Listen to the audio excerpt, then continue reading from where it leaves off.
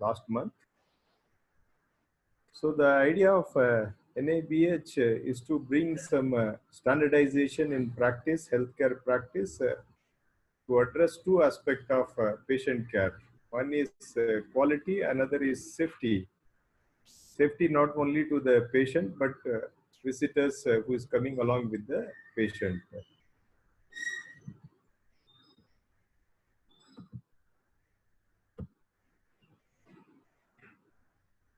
So as discussed last time also, NABH stands for National Accreditation Board for Hospitals and Healthcare Providers, which comes under Quality Council of India. NABH has released their first standard in the year 2005, and the basic idea is to improve the quality of patient care and safety. And if you look at it, there are around 45 standards and 167 objectives to be met in the entry standard. But whereas in main standard, you have around 683 objectives to be met. Many of the hospitals which are in tier 2, tier 3 cities or older hospital were finding it difficult to meet those compliances. So NABH has come with a novel idea. They will give, like in hotels, you have an option to have a mini meals. Same kind of thing, NABH has come with a toned down model of the same standard. It's called NABH entry standard, which has got again 45 standards and 167 objectives to be met by an organization or a hospital. Now, one important department in a hospital is your Central Sterile and Supply Department. Though in many smaller hospitals, there may not be a dedicated department like Central Sterile and Supply Department, but in a larger hospital, there is a dedicated department called Central Sterile and Supply Department. The objective of this department is to provide sterile equipments, instruments, bandages, gauzes, cotton for use in surgery, for dressing, and for other procedures, for interventional procedures. This has got an important role in a hospital setup because this contributes in preventing hospital-acquired infection in a hospital setup. So as per NABH, this Central Sterile Supply Department should have a proper layout. There should be unidirectional flow of activity. There should be proper zoning, separation of clean area and dirty areas, so that from dirty area to clean area to sterile zone, the demarcations are very clear. There should be separate areas for receiving used operation theater items, for washing, cleaning, packing, sterilization, sterile storage, and sterile issue back to the OT. So this is more like a one-way traffic, so that there is no mix of sterile and unsterile activity. There should be a standard operating procedure addressing how you will clean the used instruments or the equipments, how you will disinfect it, how you will sterilize it, then in between patient, how you are going to use this sterile material, and what you will do in case of single-use device. Now here, there are three basic differences between cleaning, disinfection, and sterilization. So cleaning means visibly we are removing all the dirt, dust, or any kind of blood and body fluid stain from the instrument. It's a cleaning process. Whereas in disinfection, we are adding some chemical by virtue of which any live bacteria is destroyed. But in disinfection process, the chemical which we are using may not able to destroy the spores of that bacteria. So by virtue of which that spores may again become a future bacteria. And then the third process is the sterilization process, where we kill not only the spores, but even bacteria spores both are killed. So it is 100% safe for use within our body. So if you look at this diagram, how this one-way traffic is ensured in this central sterile supply department. So first, from the passage from operation theater, all the used instruments, the blood and body fluid strained instruments will come. It will get washed in the washing area. So this is the washing area where all instruments will be washed thoroughly. Once washing is done, then it will go to the packing area, where depending upon the type of surgery or type of usage, various trays will be packed. Once packing is done, then again it will be sent to the sterilization chamber. So basically there are two types of sterilization happens in the CSST. One is your ETO sterilization, that is ethylene oxide gas is used for sterilizing the instrument. And the second one is steam sterilization, where our instrument will be subjected to around 130 degree of temperature under 110 pound pressure, and it will be exposed continuously for minimum 20 to 40 minutes so that all the bacteria will be destroyed. So this is another process. So once sterilization is completed, then that will go to the sterile area. So from the sterile area, again the sterile instruments will be issued to the operation theater for use in the surgery, or even outside operation theater in a minor procedure room or in the dressing area for aseptic usage.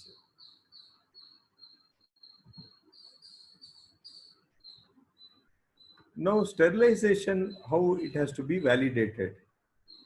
So any sterile pack, once you open it, the sterility itself is gone. So you cannot validate the sterility by opening the strip and examining it. So you have to only validate the process. So the methods for validating the process is, one is you have to use the bacteriological strip, and another is your engineering validation like Bowdic tape or leak rate test. So normally what they do in CSST is that before starting the load, so you have to put that Bowdic tape inside the chamber, that steam chamber, and you have to switch on and you have to run it. So once you run this steam generator, if the steam generator is working well, the Bowdic test tape, it will change into a particular color. So that means the equipment is working in a proper way. That will validate it. And once that is validated, after that you have to put the instrument which will be used for the patient. Then the next one is WHO has got certain recommendation. They recommended that each load should have a number, should have a content description, and there should be temperature, pressure, and time record chart to ensure that that appropriate temperature has been exposed to, the particular instruments are exposed to appropriate temperature and pressure, and they have been exposed to appropriate duration. Then this physical and chemical test, which we have to do it on a daily basis as a part of quality assurance for our validation for this sterilization process. And weekly once we have to use this biological test. There are certain biological indicators, again, which we have to use it at least weekly once. So by this process, we are validating the sterility of the sterilization process. Now coming back to the hospital infection control.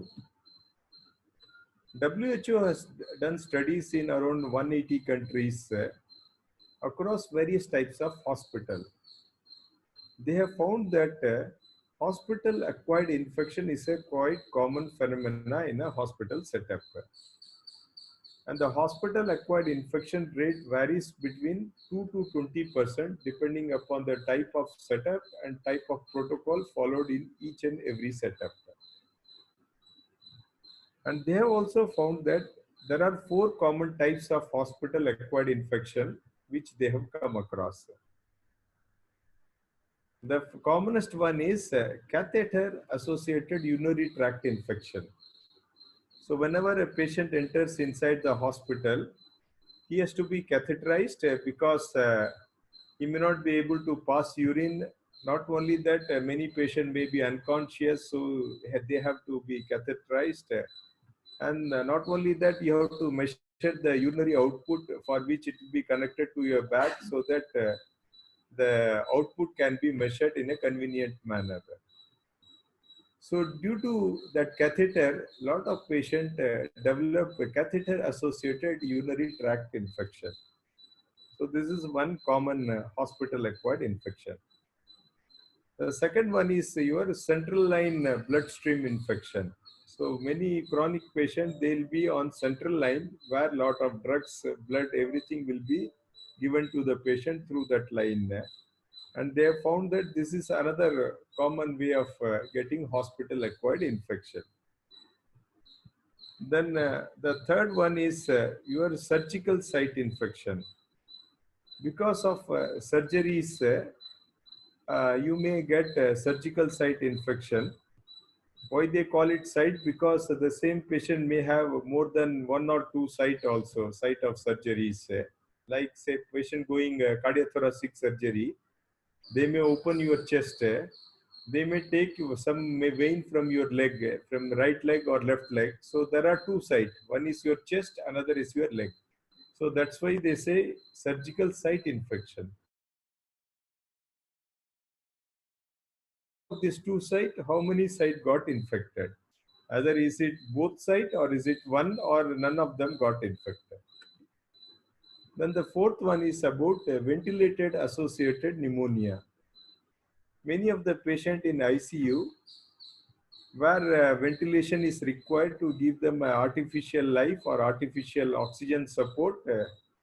So there the possibility of ventilated associated pneumonias are quite high.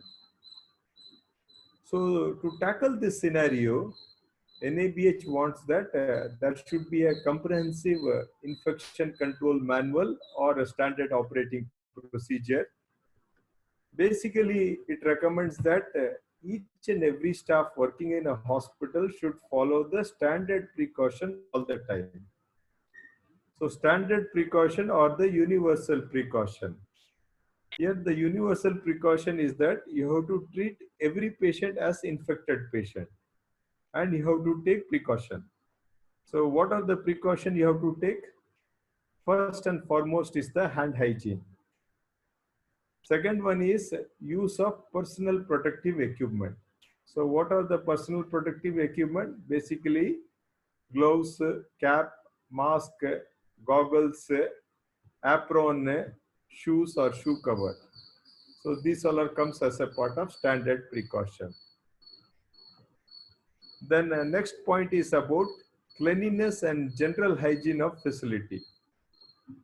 So cleanliness has an important role in preventing hospital-acquired infection. So that's why most of the hospital, they clean the surfaces minimum 3 to 4 times a day. They use various disinfectants so that the area is clean.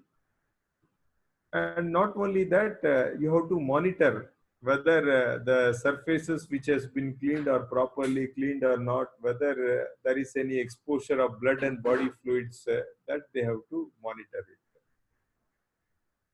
Next point is about laundry and linen management process.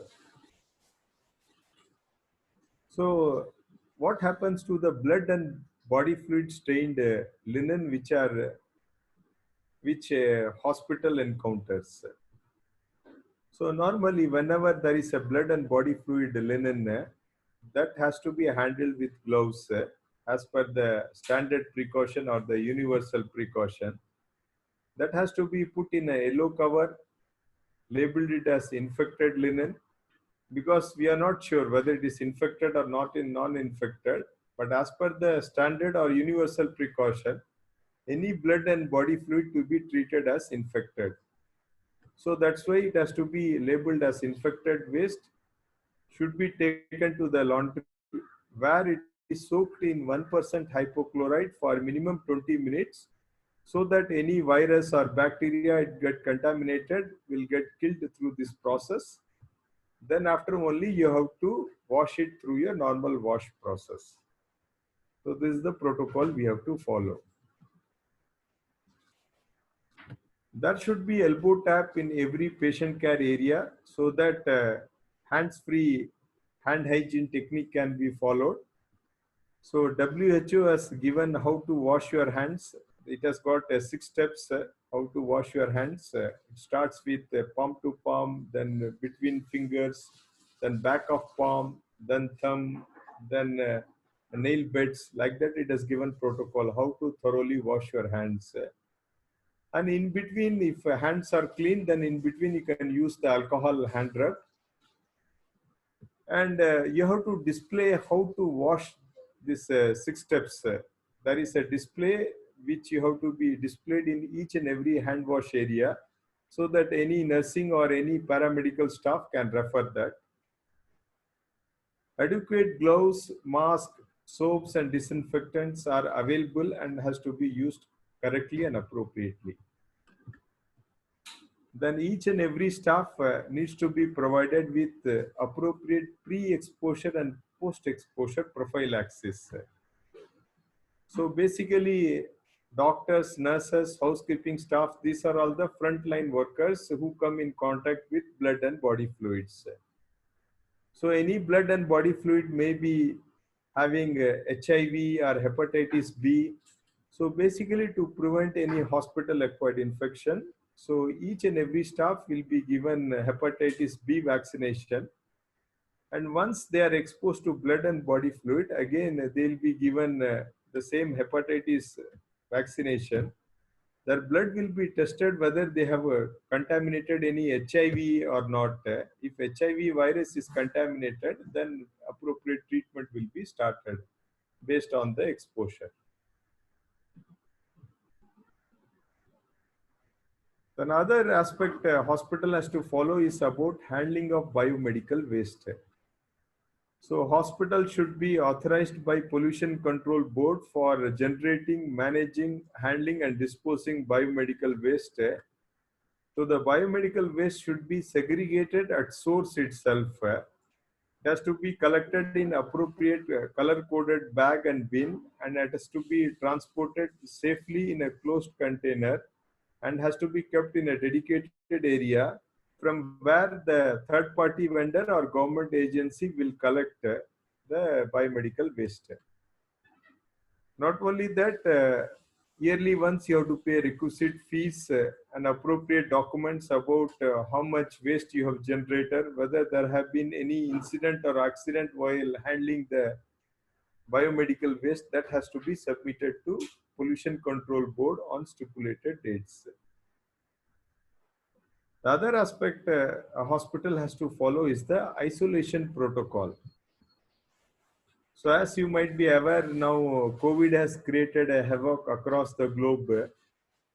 So COVID again, it's not a pure airborne disease, but again, it is an indirectly an airborne disease. It is basically a droplet-based disease. So whenever a COVID patient he sneezes or coughs, so in his cough, the droplet, this COVID virus will be there. So how to handle such patient? So here it is called isolation protocol. So what we are doing is that from the entry itself, we are screening the patient. If the patient is found to be infected with show some symptoms of COVID, then we are doing a test. Then after doing the test, we have to take him to the isolation ward. Normally, isolation ward will be an area which is isolated from all routine activity of the hospital, and it will be having a controlled environment. Normally, it should be under negative pressure so that any airborne infection will not come towards the other general area of the hospital. So this is the isolation protocol. Similarly, the staff handling such patient, they have to follow the isolation protocol. It's called barrier nursing. In barrier nursing, they have to wear appropriate personal protective equipment while entering the room of the patient. Similarly, while coming out, they have to dispose all their personal protective equipment in a safe manner. So similarly, they have to follow for other airborne diseases like tuberculosis or H1N1, any other diseases, they have to follow the isolation protocol. There is one more isolation protocol called reverse barrier nursing. Here, the patient is not infected, but patient is under immunosuppressive therapy, like your liver transplant patient, your kidney transplant patient, where his chances of getting infection from the hospital environment is more. So such patient are again no transmission of infection from the hospital environment to the patient.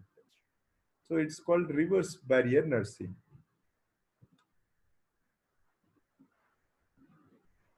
So here we have shown you what are the appropriate personal protective equipments.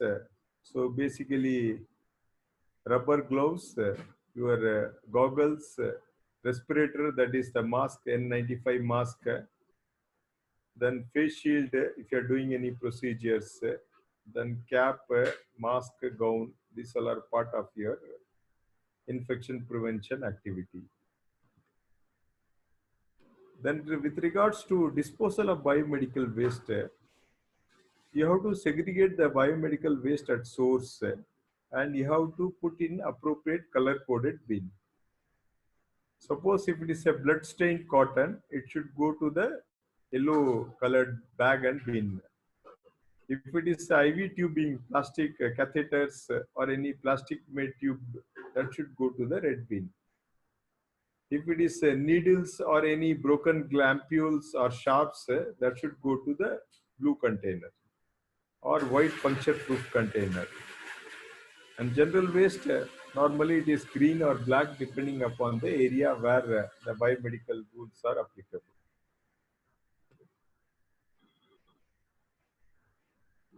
Now, one of the key idea of NABH is continuous quality improvement. Now, in a service sector, how you are going to improve the quality of patient care? In the service sector, what happens? The level of service varies from days to days. Say from Monday, the service level will be different. Tuesday, it will be different. Saturday, it will be different. Even on Monday morning, the service level will be different. Afternoon, it will be different. Evening, it will be different. Because it depends upon the motivation level of the employees or the energy level of the employees. So to bring some standardization, so they have devised a protocol. If you follow the standard guidelines and protocol, the quality of care will remains the same across the days and across the time of the same day. So there should be a structured quality assurance program, patient safety and continuous monitoring program to be implemented. We have to identify key performance indicators to monitor both the clinical structure, process, and outcome. Similarly, we have to identify key indicators to monitor managerial structure, process, and outcome.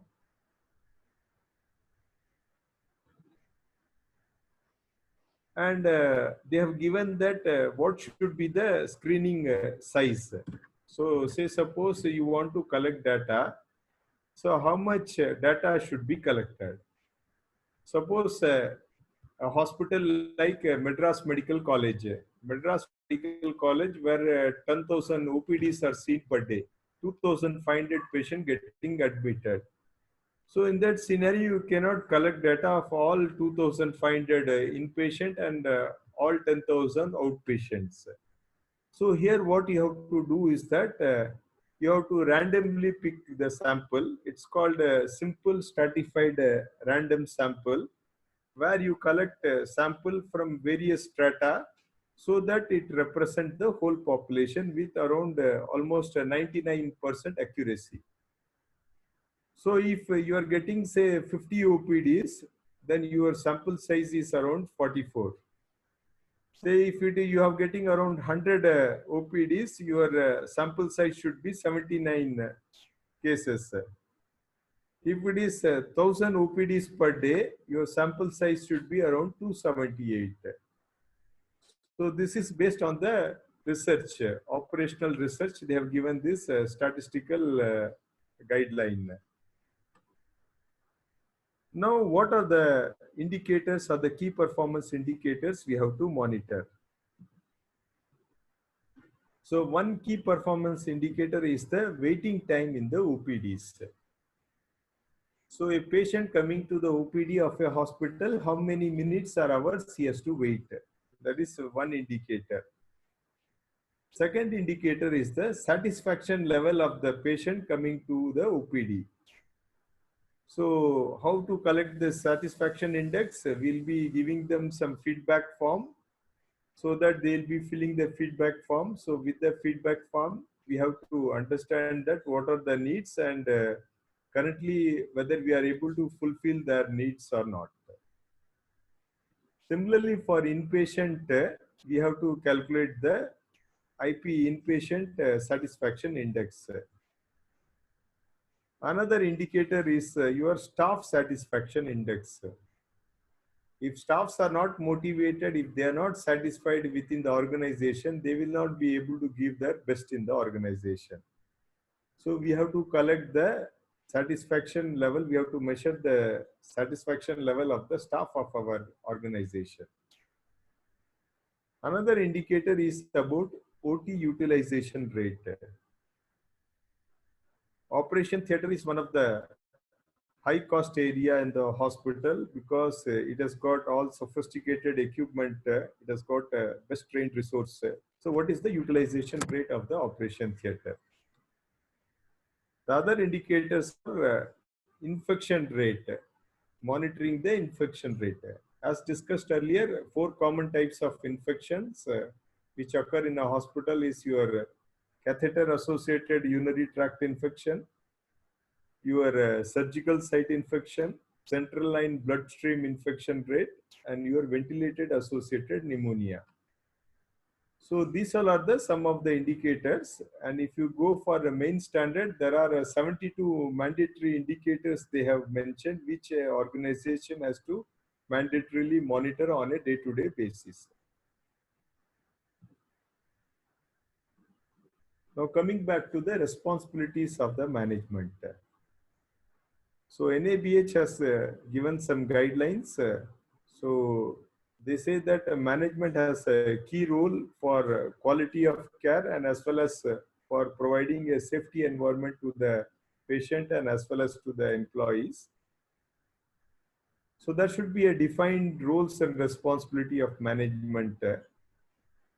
So the management has to define what is their vision, what is their mission, what are their quality objectives, what are the statutory and legal objectives they are able to meet, how they are addressing the safety of the patient, safety of their employees, safety of the visitors who are coming inside the facility. So those roles and responsibility has to be clearly defined. Then management has to run the organization in a very ethical manner. That is one of the requirement. Other requirement is formation of lot of committees. Now there should be a committee for quality and safety. Committee should be there for infection control and infection prevention. Committee should be there for pharmacy and therapeutic. Committee should be there for blood transfusion, and committee should be there for medical record.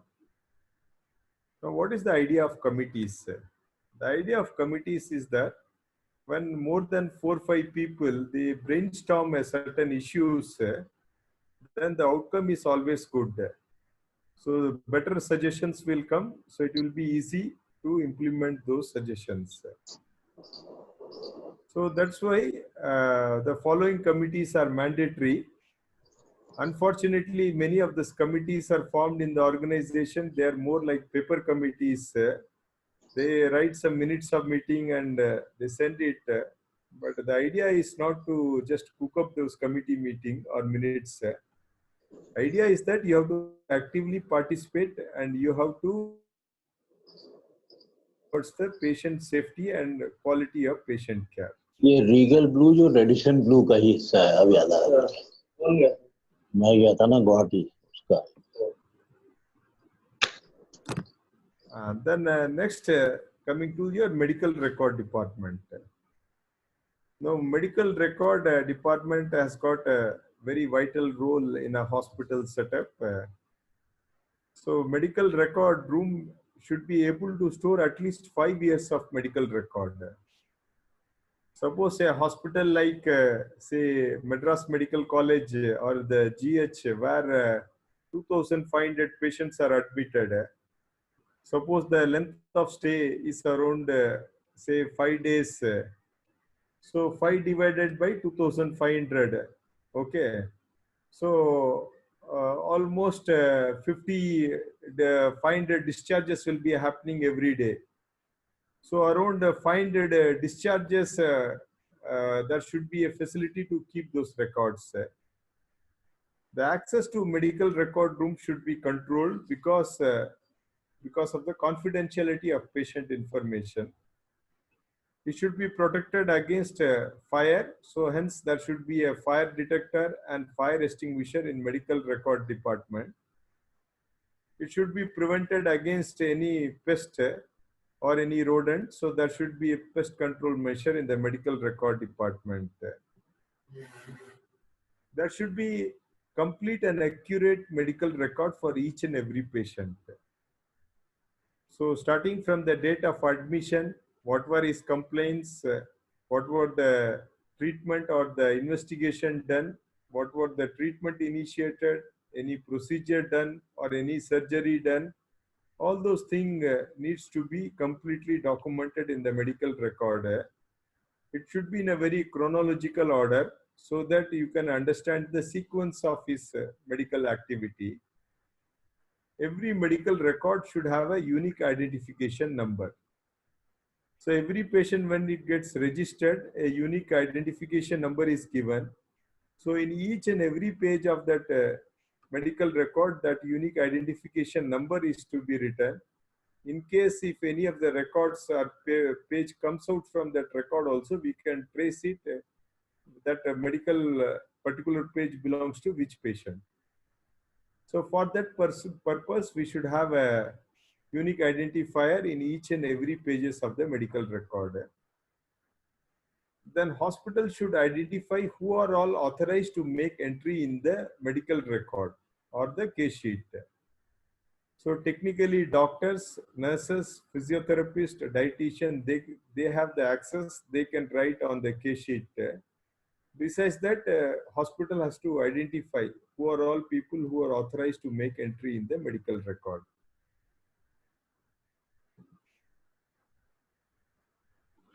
Each and every entry in the medical record is named, signed, dated, and timed. This is another requirement because unless we don't put our signature, we don't put our name, we cannot identify which doctor has treated or which nurses has treated or who has written the case summary. So on which date it was written, at what time the doctor have seen the patient. So for this purpose, it is mandatory that every entry in the case sheet or the medical record should have the name of the person, the signature of the person, date, and as well as on which time he has entered. The medical records provides an up-to-date and chronological account of patient care. Medical record contains reason for admission, the diagnosis, and the plan of care.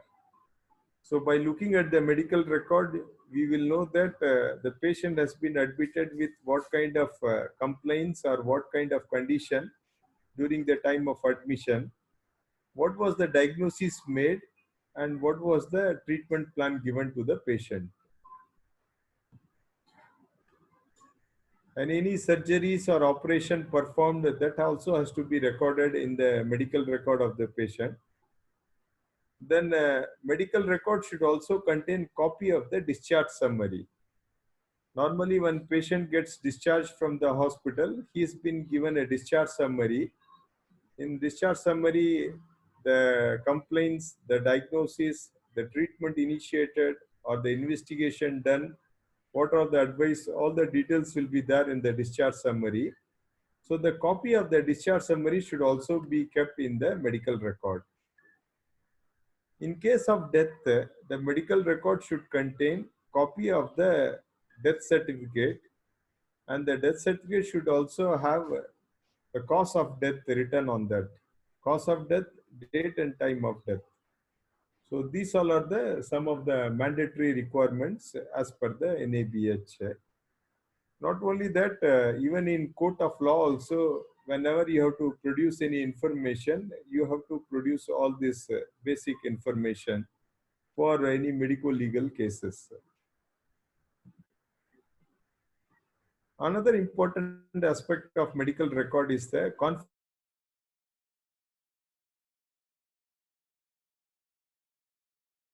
confidentiality of his information. So except for the patient, nobody have right to see the medical history of a patient.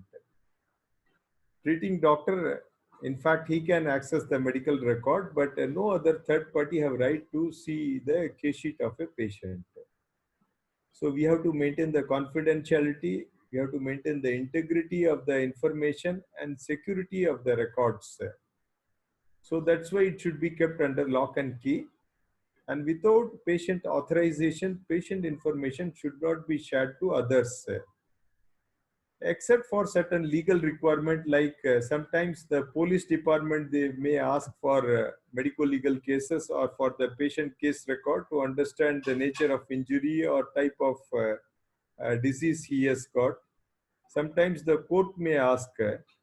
Sometimes the insurance company also ask for medical records, because the insurance company used to have an MOU with the client, basically the patient, that they can access the record for future references.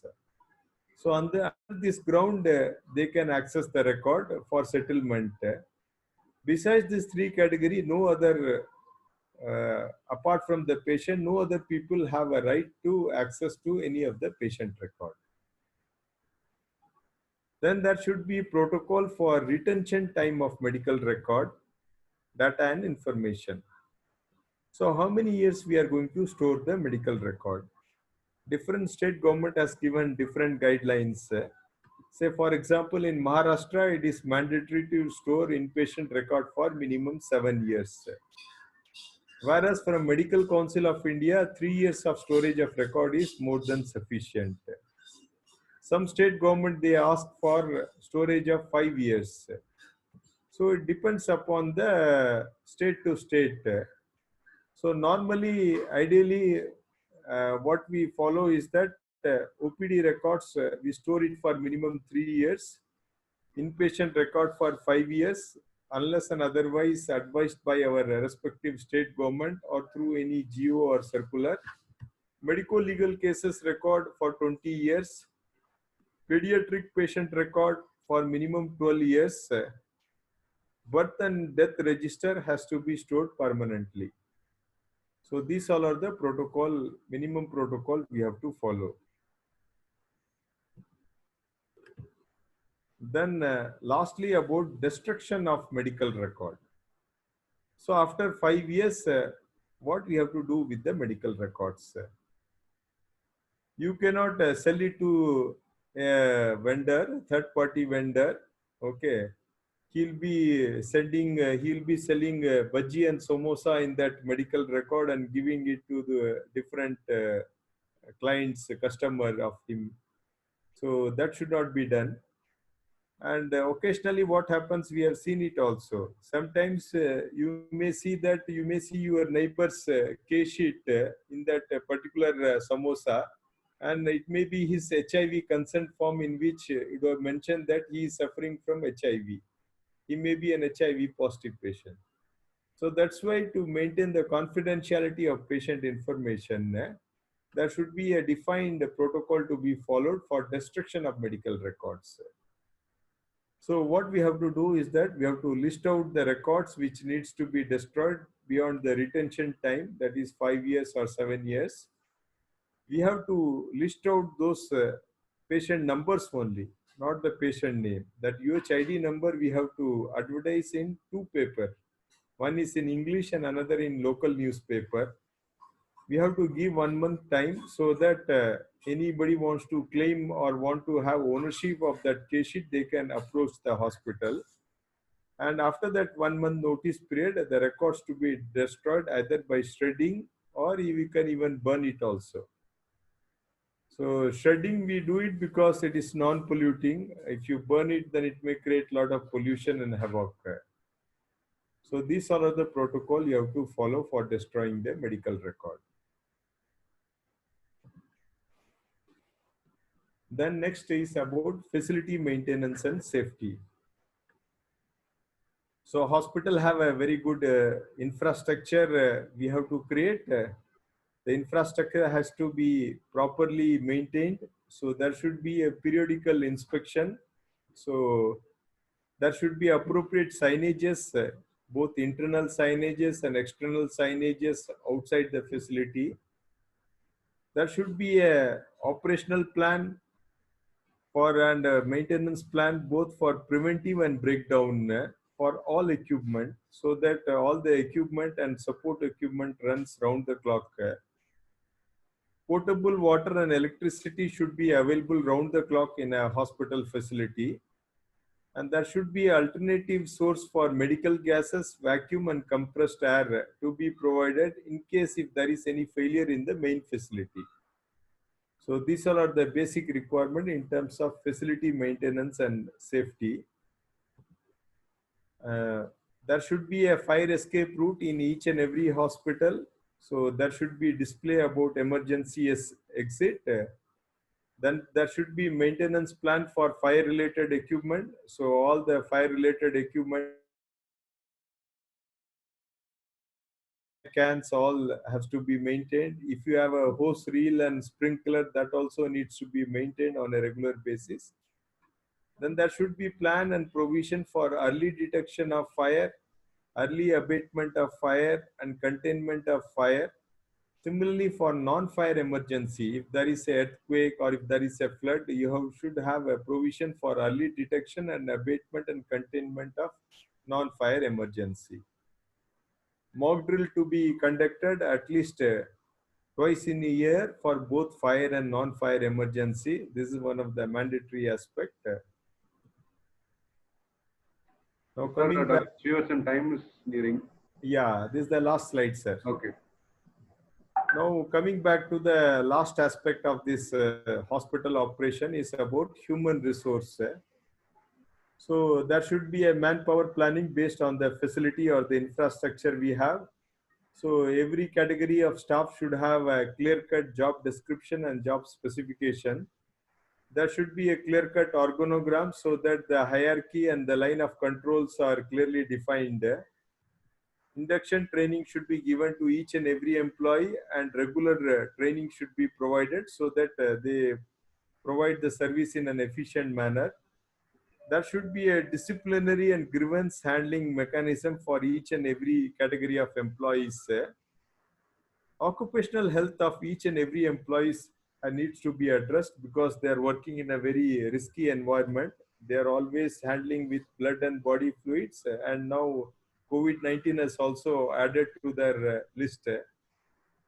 Every employee should have a dedicated personal file which will have their qualification, education, their training, any disciplinary or grievance process, all be that in their personal file. So this is what NABH mandated with regards to human resource management. So with that, thank you for your patient listening. Though many of you are not from the hospital background, but anyhow, you had the patience to listen to this program. Any questions from your side?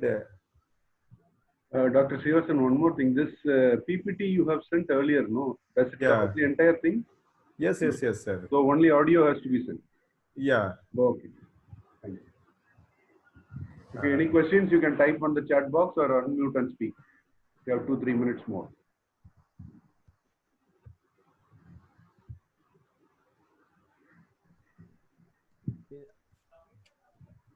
Yeah, one questions they have asked is about any guideline for patient to bed ratio. Yes,